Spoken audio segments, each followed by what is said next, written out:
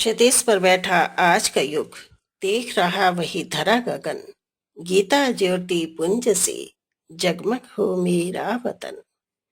नमस्कार। गीता के पहले अध्याय का महात्म्य।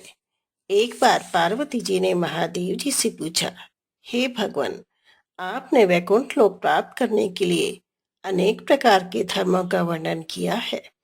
अब मैं गीता का महात्म्य सुनना चाहती हूँ, जिसे सुनकर भगवान विष्णु में भक्ति बढ़ती है और अंत में वैकुंठ लोक प्राप्त होता है। यदि आप मुझे प्यार करते हैं तो कृपा करके गीता का महात्म्य कहिए। पार्वती जी के इस प्रकार पूछने पर भगवान शंकर सब लोगों के पूज्य विष्णु जी को नमस्कार करके कहने लगे, हे देवी, विष्णु जी ने लक्ष्मी जी के पूछने पर श्रीमद् भगवत गीता का जो महात्म्य उनसे कहा था, वही मैं तुमसे कहता हूँ, ध्यान देकर सुनो। एक बार लक्ष्मी जी ने भगवान विष्णु से पूछा, भगवान, आप सब लोगों से विरक्त होकर क्षीर समुद्र में अकेले क्यों सोते हो? इसका क्या कारण है? विष्णु जी ने उत्तर दिया, हे प्रिय, हम यहाँ सोते नहीं हैं। हम उस अनादि अखंड अक्षर ज्योति स्वरूप को दिव्य दृष्टि से देखते हैं, जिसके ध्यान में योगी जन सदा मग्न रहते हैं। और महात्मा व्यास जी ने जिसके तत्व को समझकर संपूर्ण वेद शास्त्र रूपी समुद्र को मत कर गीता शास्त्र निकाला है, उसी आनंद स्वरूप में मग्न रहकर हम इस क्षीर समुद्र में सोते हुए के समान निवास करते हैं। भगवान विष्णु के मुख से गीता शास्त्र की यह महिमा सुनकर लक्ष्मी जी ने पूछा, भगवान, जिस गीता शास्त्र को व्यास जी ने संपूर्ण वेद शास्त्र रूपी समुद्र से निकाला है, उसका महात्म्य मुझसे कहिए। भगवान ने कहा, श्रीमद् भगवद गीता वांग्मय ईश्वर की मूर्ति है। आदि के 5 अध्याय उस मूर्ति के मुख हैं। छठे से 15वें तक 10 अध्याय उसकी भुजाएं, 16वां अध्याय उसका उदर, 17वां और 18वां अध्याय उसके चरण हैं। उस माहेश्वर मूर्ति का दर्शन केवल ज्ञान दृष्टि से होता है, और जो पुरुष उस मूर्ति का दर्शन कर लेता है, उसके सब पाप छूट जाते हैं।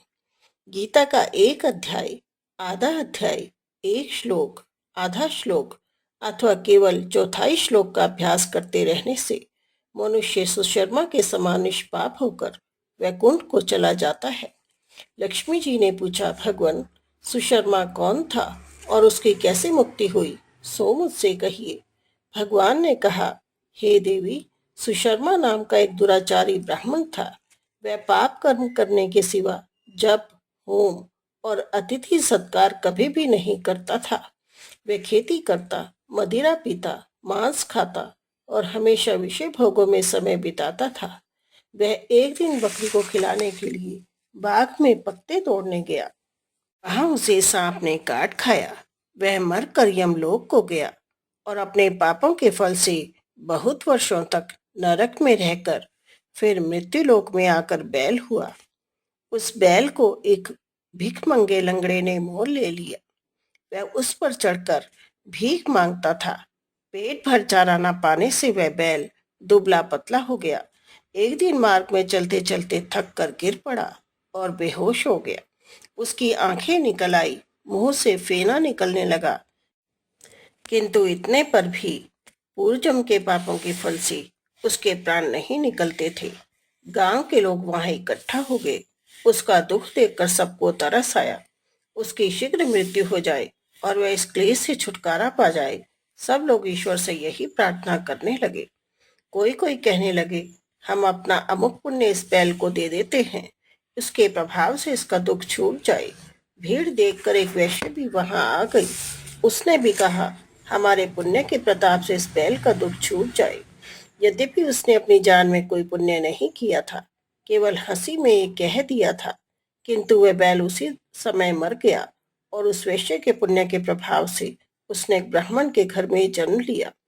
उसी पुण्य के फल से उसे अपने पूर्वजन्म का सब वृत्तांत स्मरण याद था। उसने वैश्य के पास जाकर उससे पूछा, तुमने वह कौन बड़ा पुण्य किया था जिसके प्रभाव से हमको बैल की योनि से छुटकारा दिलाकर ब्राह्मण के घर में जन्म दिलाया? क्या हमको भी उस शुभ कर्म का उपदेश दे सकती हो? वैश्य ने उत्तर दिया, हमने अपनी समझ में तो कोई पुण्य नहीं किया था, आपको क्या बताएं?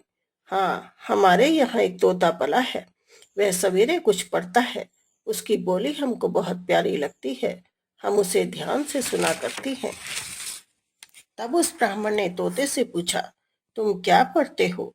तोते ने कहा, हम पहले एक मुनि के आश्रम पर रहते थे। मुनि के शिष्य प्रतिदिन गीता के पहले अध्याय का पाठ किया करते थे। हम भी उनसे सुनकर वह अध्याय पढ़ने लगे। एक बहेलिया हमको वहां से पकड़ लाया और इस वेश्या के हाथ बेच दिया। तब से हम इस पिंजरे में रहते हैं और रोज सुबह गीता का पहला अध्याय, जिसे मुनि के आश्रम पर सीखा था, पढ़ते हैं।